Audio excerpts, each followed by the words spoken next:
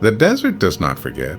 It remembers the sound of marching feet, the weight of iron armor, and the last breaths of men who believed themselves invincible. In 53 BC, under a sun that burned without mercy, Rome crossed a line it should never have crossed. The Euphrates River was more than water. It was a warning. For centuries, it marked the edge of Roman ambition. West of it, order, law, legions. East of it, mystery, speed, and a power Rome barely understood. When Roman standards rose on its far bank, the ancient world held its breath. Rome was the master of the known world. From Gaul to Spain, from North Africa to Greece, no army had stood against its legions and survived.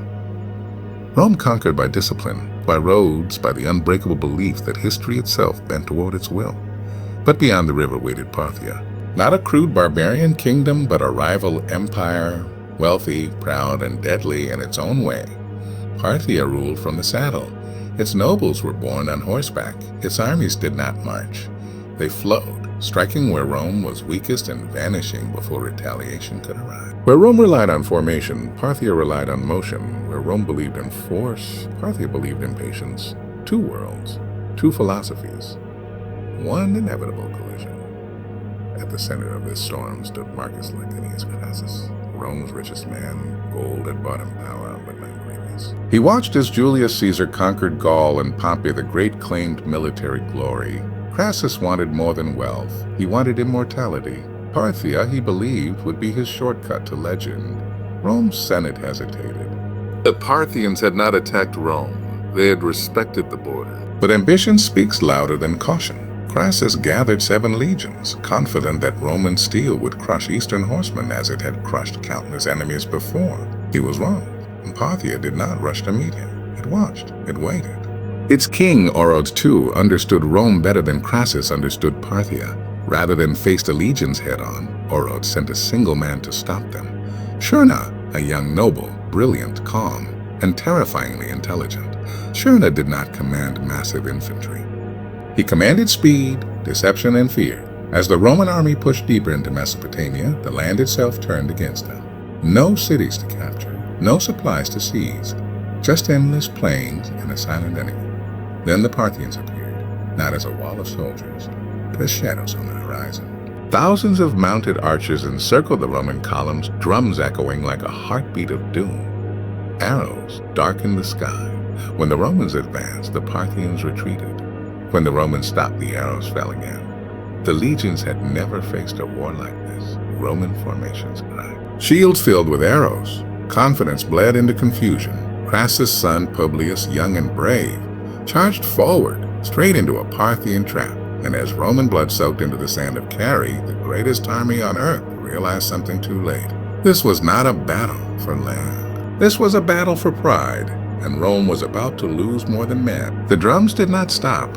They echoed across the plains of Carrhae, deep and relentless, like a slow heartbeat counting down Rome's fate. Dust clung to the air, turning the horizon into a blur of heat and death. Roman soldiers tightened their grips on battered shields, their arms numb, their throats dry.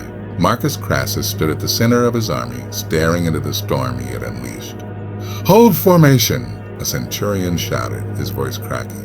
A close ranks.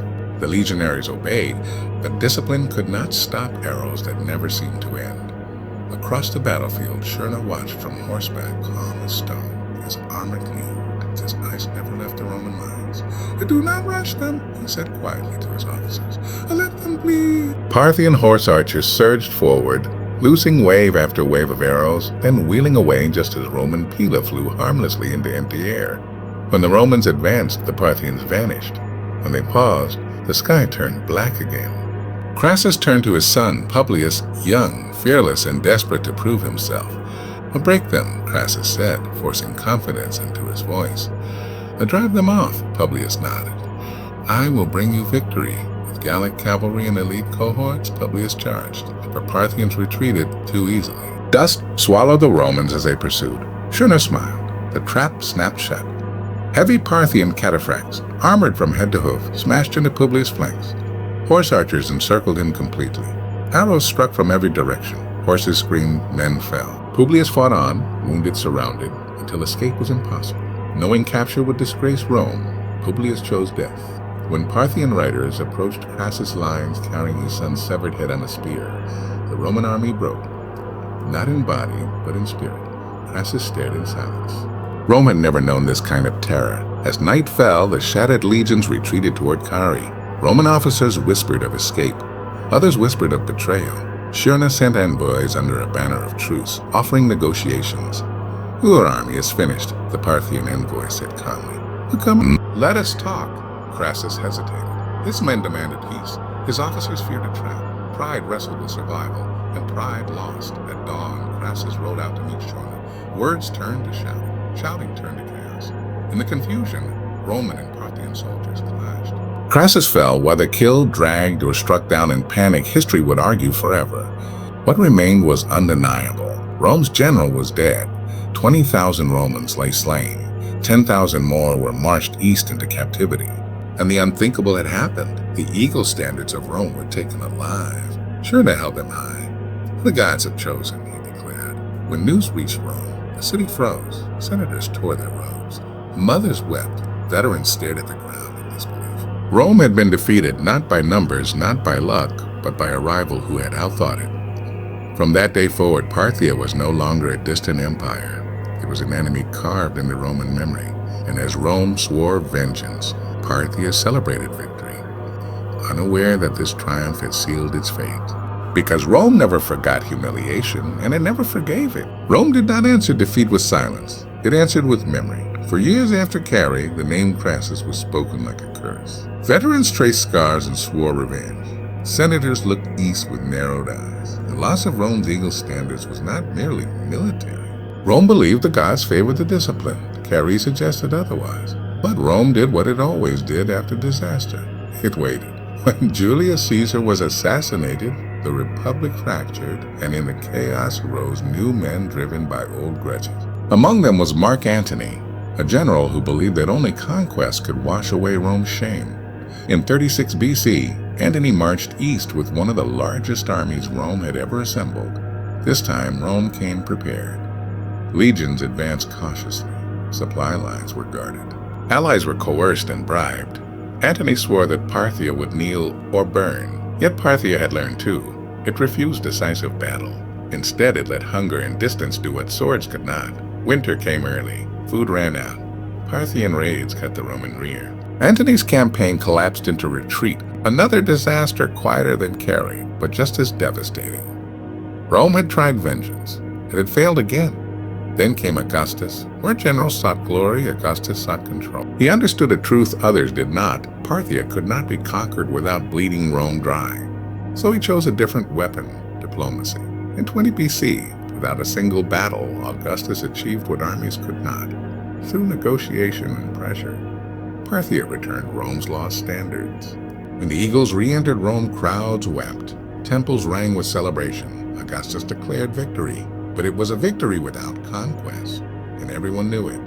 The border remained, the rivalry endured. For centuries, Rome and Parthia danced along the eastern frontier, sometimes at war, sometimes at peace, always watching. Kings were installed, betrayed, and replaced.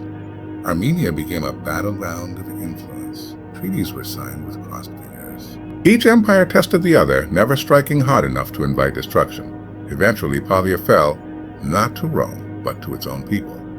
From its ashes rose the Sasanian Empire, stronger, more centralized, and far more aggressive. It had evolved. The wars continued under emperors and shahs across deserts and rivers through centuries of bloodshed. Legion fought cataphract.